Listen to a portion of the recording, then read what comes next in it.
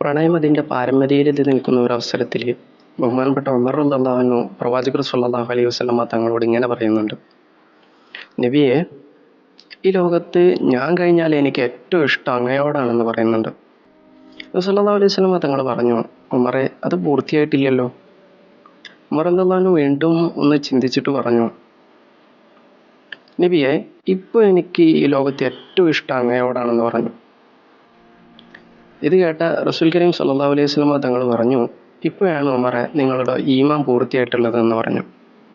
മുമ്പെങ്ങും വായിച്ചതോ കേട്ടതായിട്ടുള്ള ഒരു പ്രണയ കഥയിൽ ഇങ്ങനെയുണ്ട്.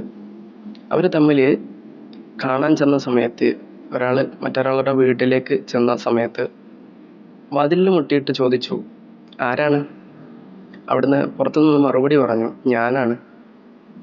വീണ്ടും വാതിൽ തുറക്കുന്നതൊന്ന് കാണാഞ്ഞപ്പോൾ വീണ്ടും മുട്ടി. ചോദ്യം ആവർത്തിച്ചു: ആരാണ്? ഞാനാണ്.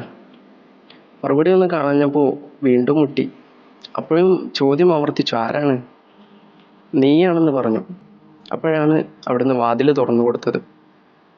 ഇതൊരു സ്നേഹഭാഷയാണ്.